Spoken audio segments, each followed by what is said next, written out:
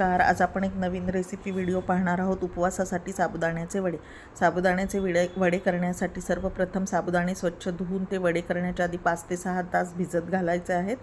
त्यानंतर शेंगदाणे व्यवस्थित भाजून त्याचा जाडसर कूट करून घ्यायचा आहे.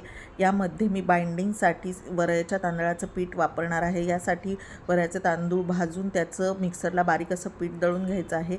त्यानंतर जिन्नस खाली दिल्याप्रमाणे पाहू शकता. त्यानंतर भिजलेल्या साबुदाण्यामध्ये उकडलेला बटाटा, वरईच्या तांदळाचं पीठ, कूट, शेंगदाण्याचा कूट, हिरवी मिरची, जिरं आणि चवीनुसार मीठ घालून व्यवस्थित असा डो बनवून घ्यायचा आहे.